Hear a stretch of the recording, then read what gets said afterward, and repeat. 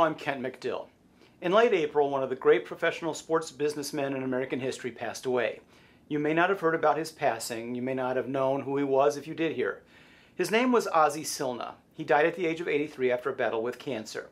This is his story.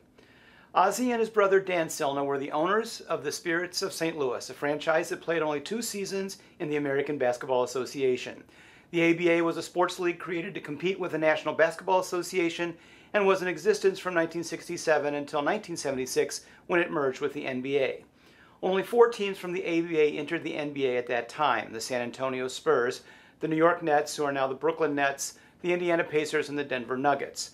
There were 2 other ABA teams at the time of the merger. They were the Kentucky Colonels and the Spirits of St. Louis.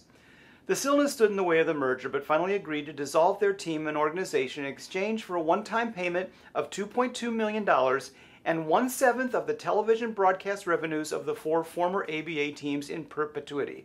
The Silnas thus were in line to receive approximately 2% of all future NBA broadcast revenues. In 1976, that was an insignificant amount of money. But the NBA has exploded since Magic Johnson, Larry Bird, and Michael Jordan entered the league back in the 1980s, and the league's broadcast revenues have exploded as well. Their first payment from the league was for just over $500,000. But in the 1980s, the broadcast revenues of the league jumped considerably. Through the 1990s, the Silnas were receiving more than $4 million per year from the league. In 2000, that amount increased to $12 million, then increased again to $15 million per year, to more than $17 million by 2010.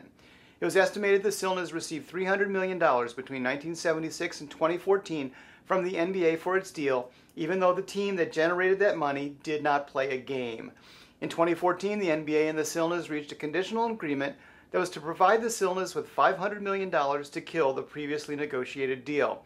It was worth it to the NBA to give the brothers $500 million, which is an indication of just how profitable the broadcast rights to the league have become. The Silnas deal is considered to be one of the greatest deals ever struck in professional sports history. I'm Kent McDill. Thanks for watching.